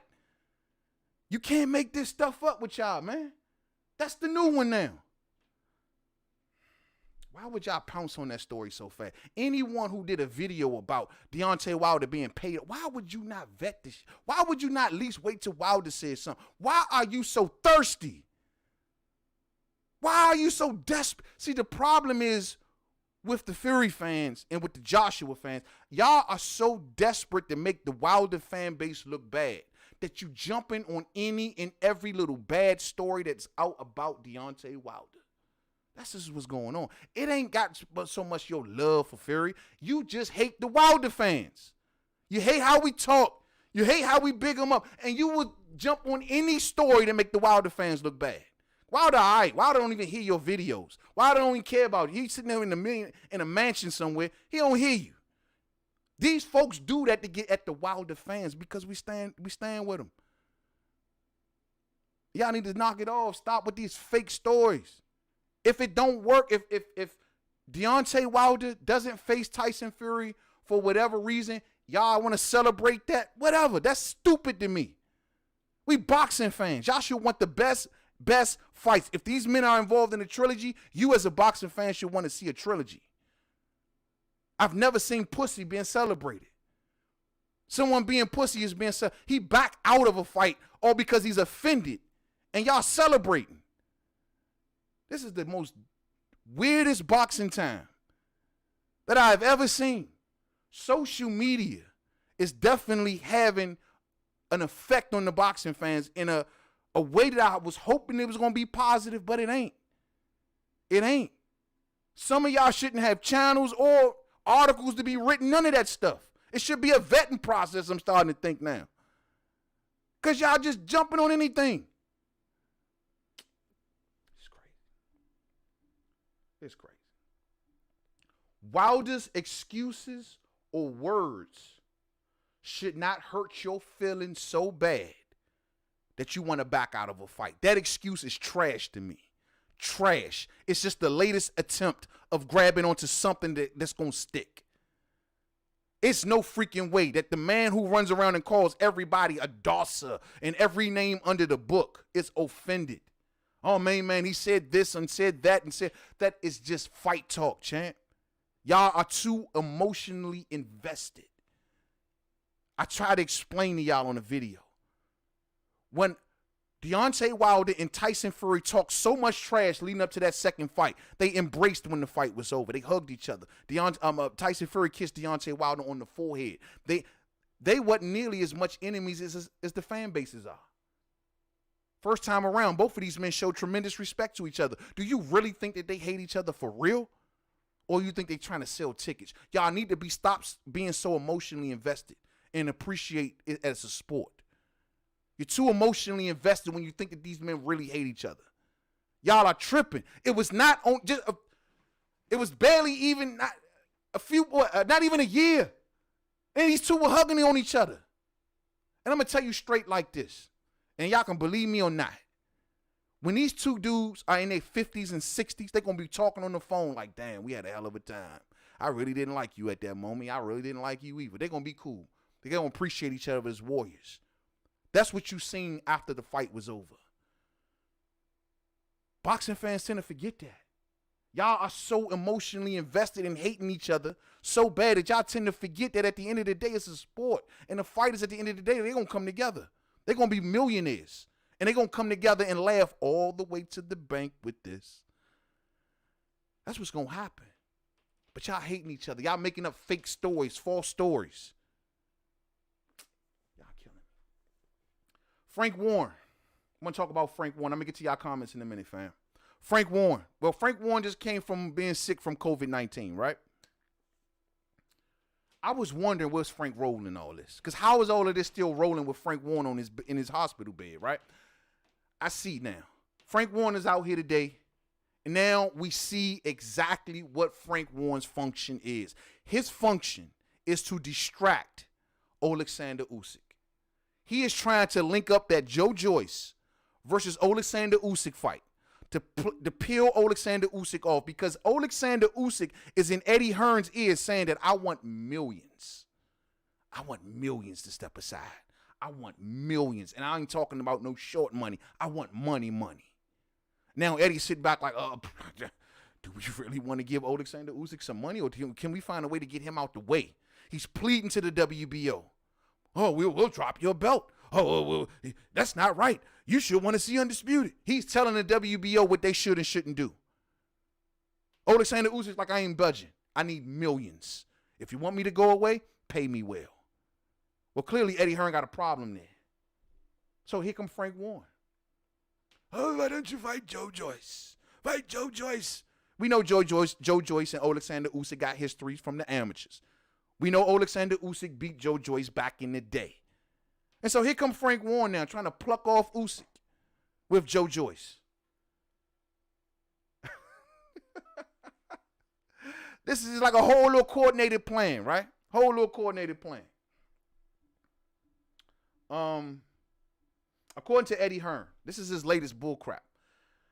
And I quote, The financial elements of the deal are done. We're talking through the broadcast situation. The only thing really now is to paper it. Sounds real simple, right? Then he adds this part on.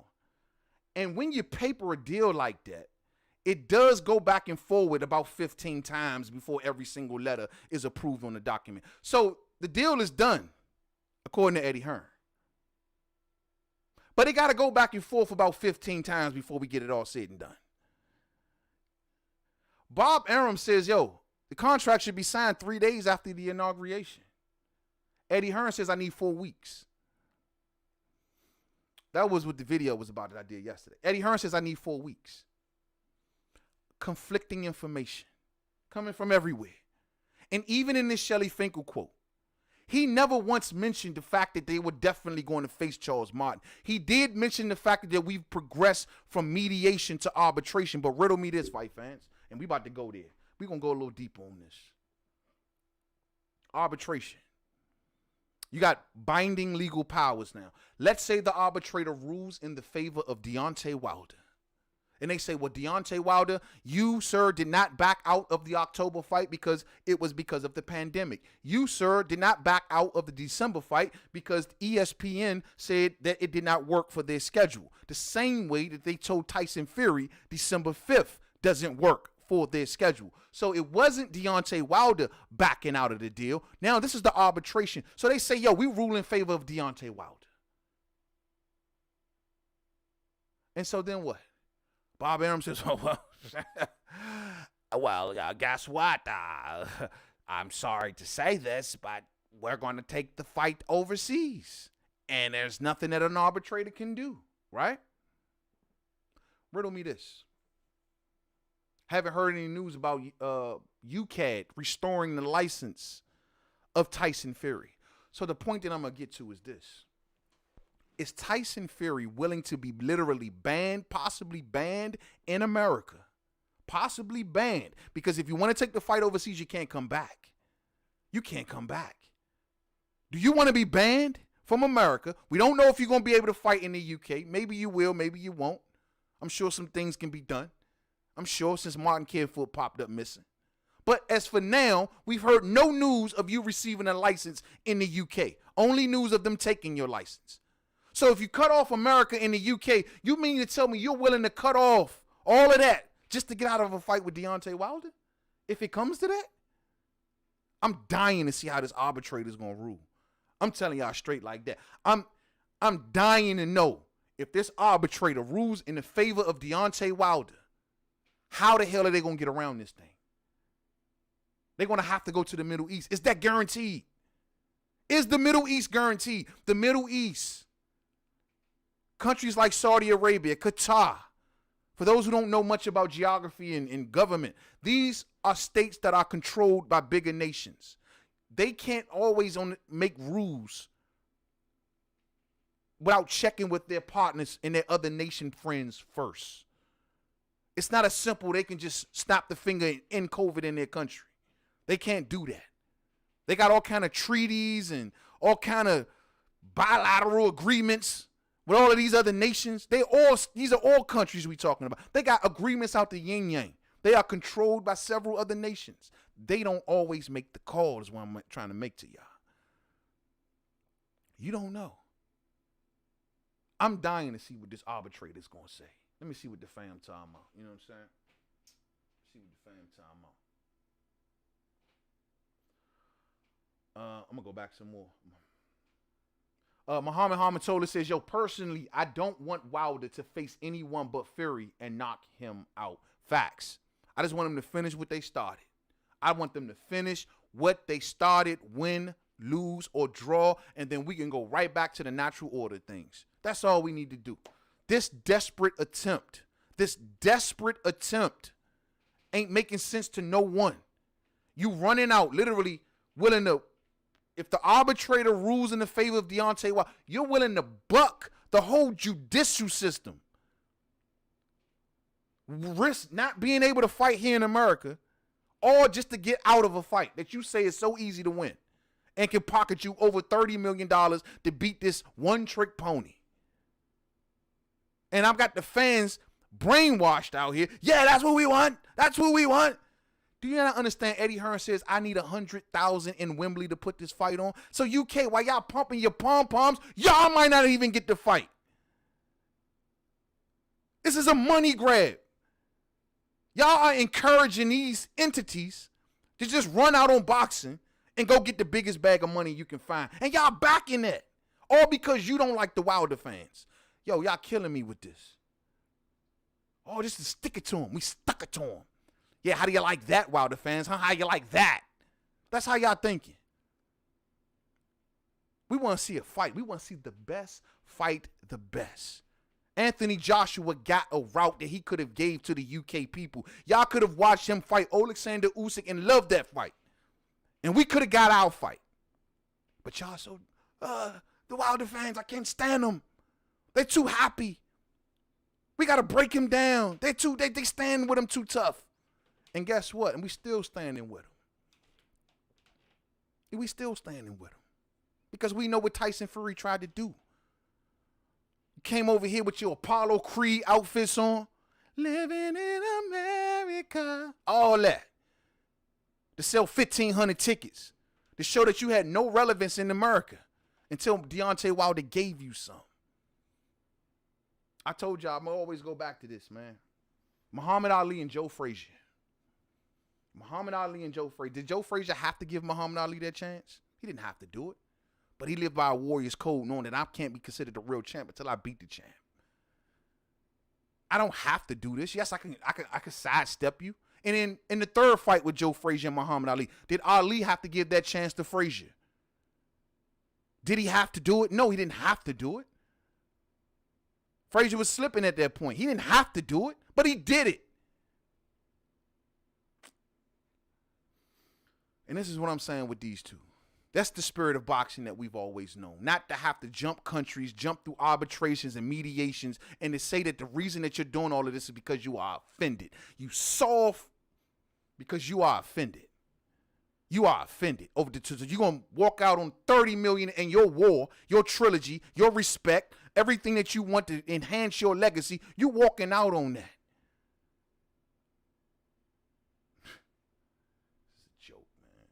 Joke. I don't understand today's boxing, man. I sometimes I be feeling like I'm lost in all this, man. I really don't get it. I really don't get it. Hey, DGO in the building. What's up, family? Desperate attempt from Wilder and Fury has the upper hand from possible lawsuits from Sugar Hill and Nevada State Athletic Commission. But see, that's what I'm saying. More so, if this was about Fury being so offended, where was the defamation lawsuit? It's just I'm just gonna walk out. No, if you offended and you because your name has been then sue Deontay Wilder. That's all I'm saying. Sue him if you feel that way. But once again, I'm going to ask this question. If you are a promoter and you got Deontay Wilder, love it or hate it, agree with it or not, kicking up dust about Glovegate, you got the fans riled all up. You got those who hate it and you got those who embrace it. Either way, at the end of the day, all that translates in the box office. What are you doing, Bob Aaron? What are you doing? Are you that desperate, Bob? And I'm not even sure if Bob is all the way on board, y'all. I'm telling y'all straight like this. It all depends on the money. Bob is clearly in control of all of this. He's letting Eddie over there. He got Eddie over in the UK, hunting around, going all around, finding the money, looking for the money, da-da-da-da. If y'all don't notice, if you listen to Bob Arum's interviews, he's literally, like, not in the know of a lot of stuff. He's just like, I'm letting Eddie handle it. I don't know. I brought up something about Singapore in the last video. People thought I was crazy. I say, well, Bob Arum says he doesn't know anything about Singapore. Eddie Hearn is like, yeah, Singapore called us and said we want to fight. Bob Arum don't know nothing. So this is what I conclude to it. Eddie can say all the stuff that he wants. And Bob can do what he can do to prolong things. But this is where it's all going to come down to. It's either A or B. If you don't got a crowd in the UK, you're going to need the money from the Middle East. If you don't got either one, you don't got to fight. You don't got to fight. I'm not saying the Middle Eastern money doesn't exist. But I am saying, and this is a site fee. So usually, even with the Middle East case, it's not about the gate. It's about the site fee, right? I'm not saying the money doesn't exist. I'm just saying it's not guaranteed. Not with oil countries that are being controlled by other countries. These other countries will let them know when they can change their COVID guidelines. Do they really want to put on $100 million fight with no one there and no one paying attention? It's not a spectacle. I thought that was the whole purpose of doing it from the jump. So my deal is, if you don't got 100,000 in Wembley, which right now in the UK can't do, and Eddie Hearn is well on record saying we lose 80% of the revenue if we put this fight on the day. And if that money in the Middle East doesn't show up, Bob pulls the plug. Bob pulls the plug. Bob is on board because he thinks the money is there, and he's listening to Eddie. Okay. Bob pulls the plug. It's all about money with Bob. Bob is well in the habit of having Eddie Hearn pay for his fighters. He's done it before, and he'll do it again. Eddie, if you can find the money to pay for my guys and get me paid, you damn right. And that's what's going on here. So Eddie better get that money. Eddie better get that money. Because if he doesn't, I'm just saying.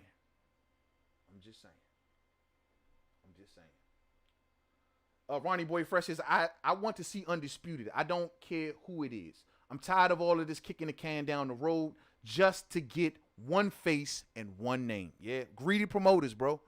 Greedy promoters that's found out about big bags of money in the Middle East. That's what it all comes down to. All of y'all out there that's running around, Wilder didn't want the rematch. Oh, they let the rematch clause expire. It's all bogus. Bogus. It comes down to one thing. There's a bag of money over there, and Bob Arum wants it. They've spent a lot of money on Tyson Fury. A lot of money. And they feel like they can more than recoup with that bag of money that's over in the Middle East. That's what it's all about. Y'all think Bob Arum gives a damn about Undisputed? You tripping. You think he gives a damn about Undisputed? You tripping. He cares about the money. I got Eddie Hearn saying that, yo, these sanctioning fees are going to clobber them clobber the fighters' purses. They got to pay all of this money in sanctioning fees. They got to find some money for Alexander Usyk.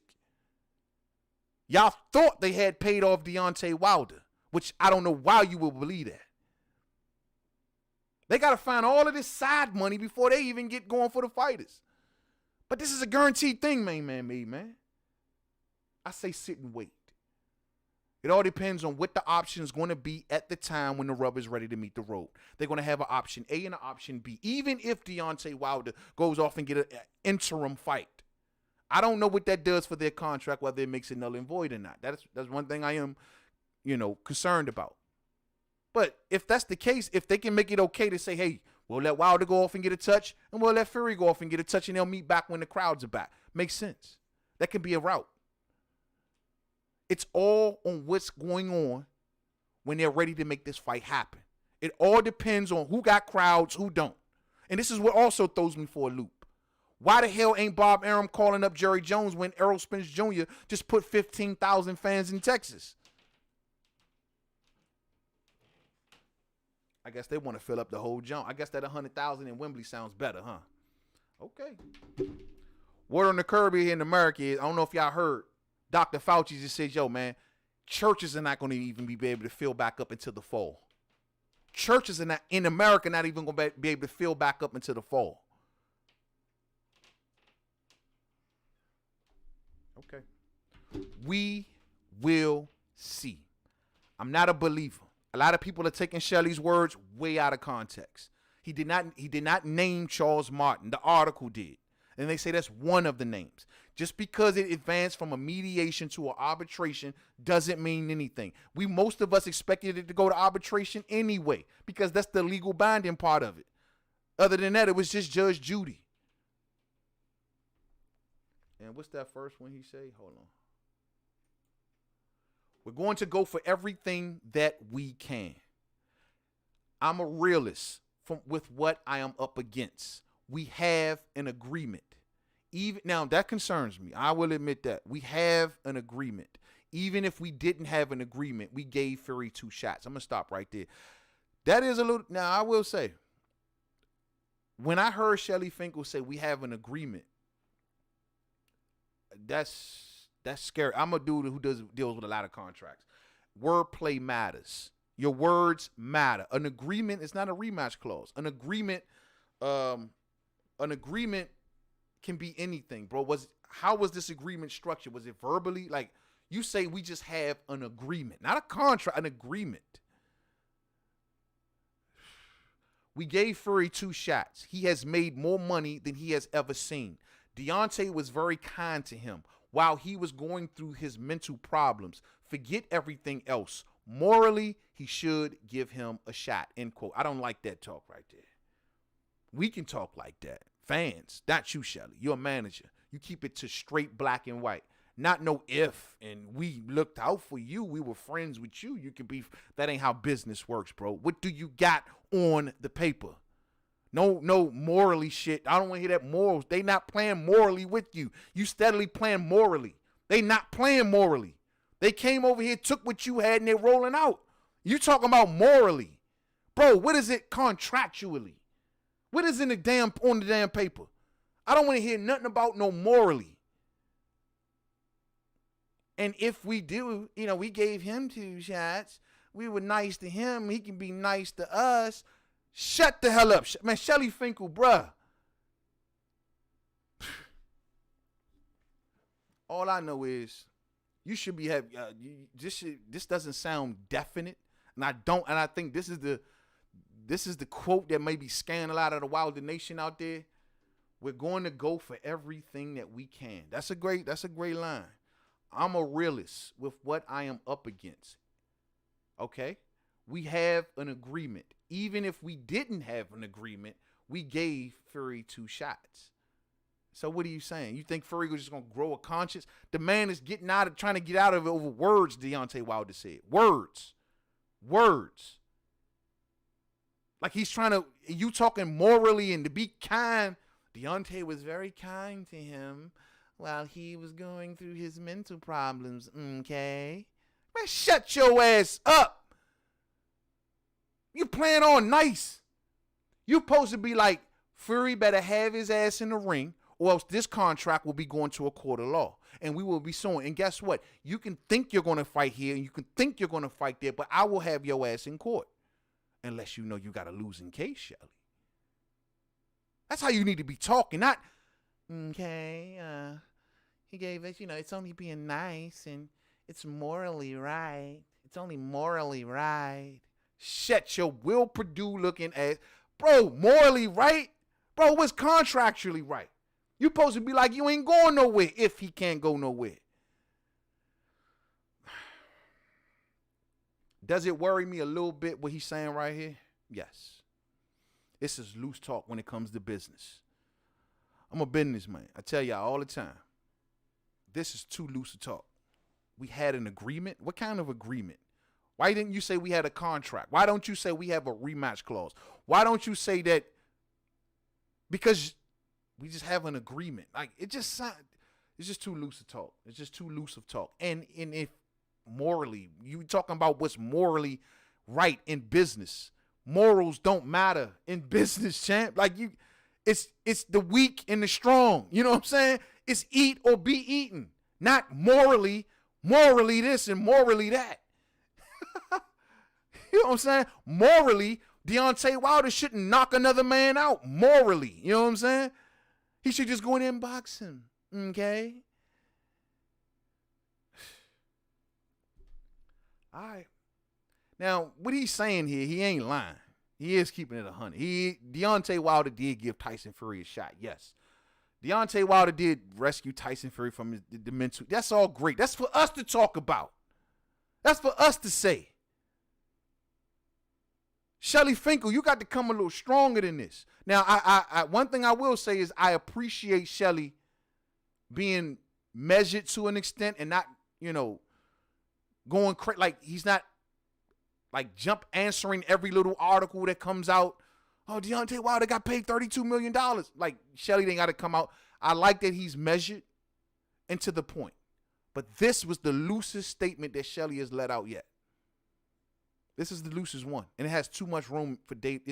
It's too much room to speculate right here. You know what I mean? What do you mean by agreement? What do you mean by what's morally right and what's morally wrong? What do you mean by that, bro? And that's concerning. That is very concerning. But I don't think this is saying that this fight that Deontay Wilder has is over by any stretch of the imagination. There's going to be repercussions if the arbitrator rules in Deontay Wilder's favor. Now, Tyson Fury might think he can ride off into the sunset in the UK and in the Middle East. If that's where he's going to go just to get away from Deontay Wilder, fine.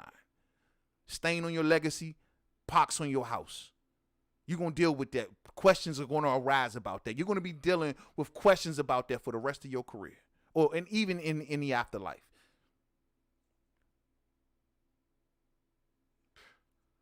Sad, man. Sad. Ronnie Boy Fresh says it's not official. Facts.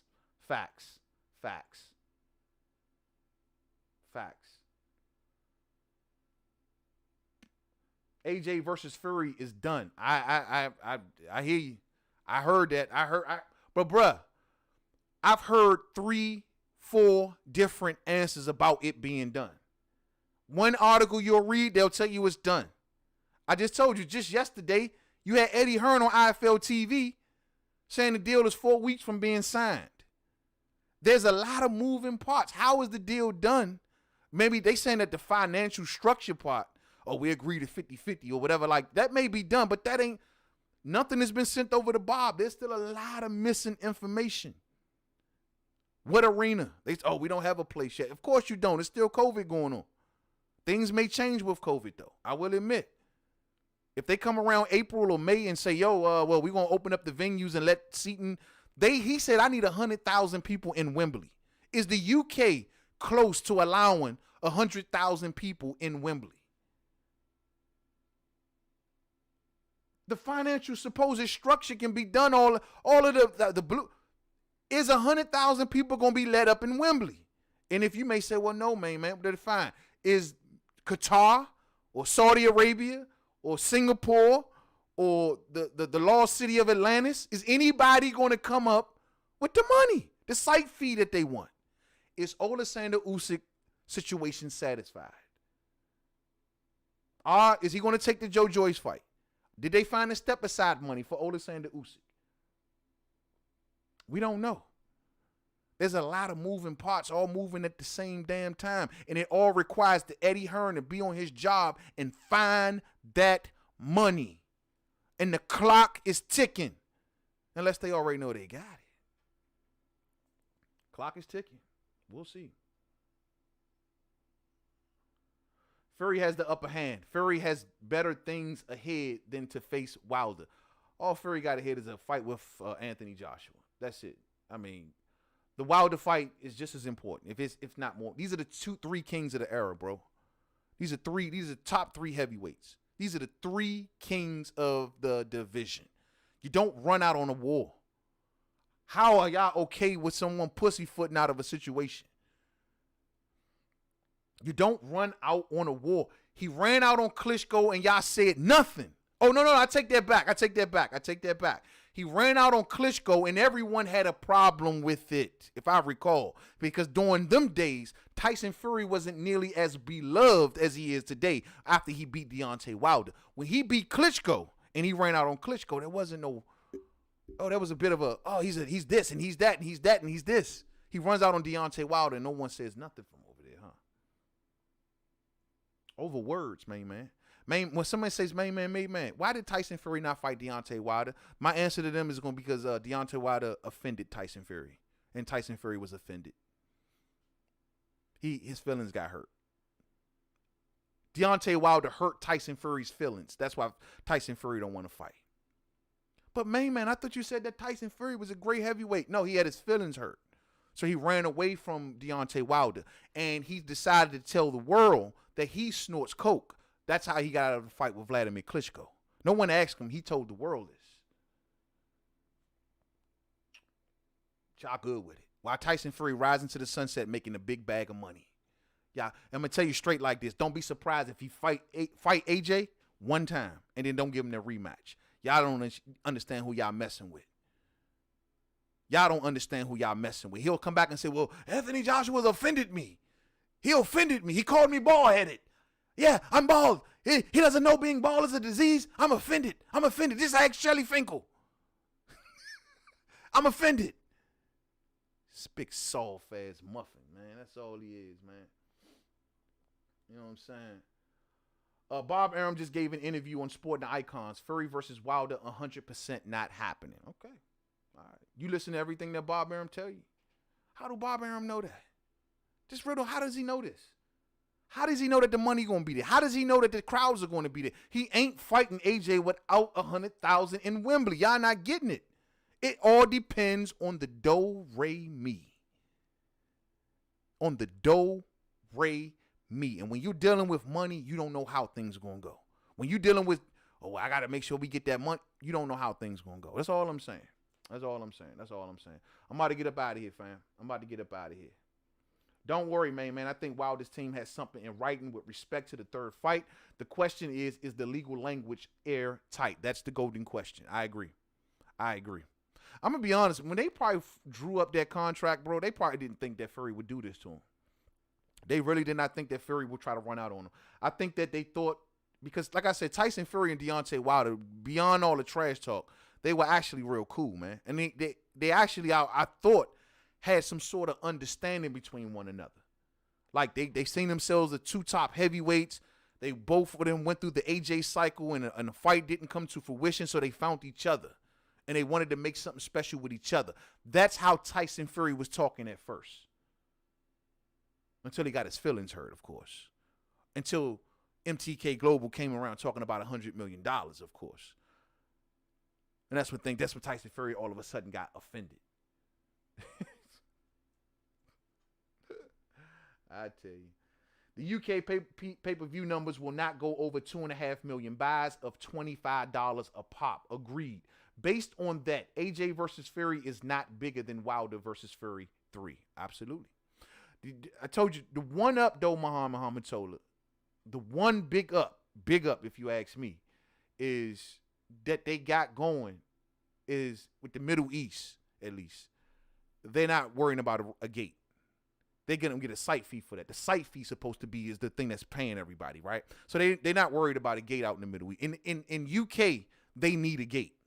They need a gate. They don't need a gate in the Middle East, but they need a gate in the UK. But yet they need the other countries that hover over the Middle East to allow the Middle East to put on events. All of this stuff got to happen, fam. But y'all all running around thinking that everything is so automatic. All because Bob Arum said so. Bob Arum also told you that Deontay Wilder allowed the contract to expire. That's what Bob Arum told us originally, remember? I got my main man $100,000 all day. KQKC. What's up with you, man? What's up with your family? Happy birthday to KQKC, man. Happy birthday to you, man. Happy birthday to your family. Much love to you and many, many more. You know what I'm saying? My main man right there. You know what I'm saying? Matter of fact, bro, man, screw all this, bro. KQ, you know how I am, bro.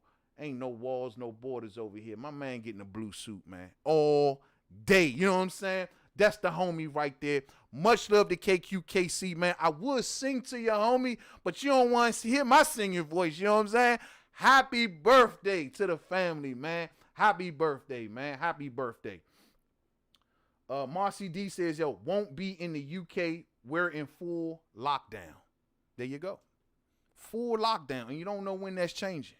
But Eddie Hearn is clearly telling everyone, in quotes, I need 100,000 in Wembley to make it happen in the UK. And if not, I need the Saudi money. That's what all of this is dependent on. Bob Arum will do a U-turn in a heartbeat if that money don't show up.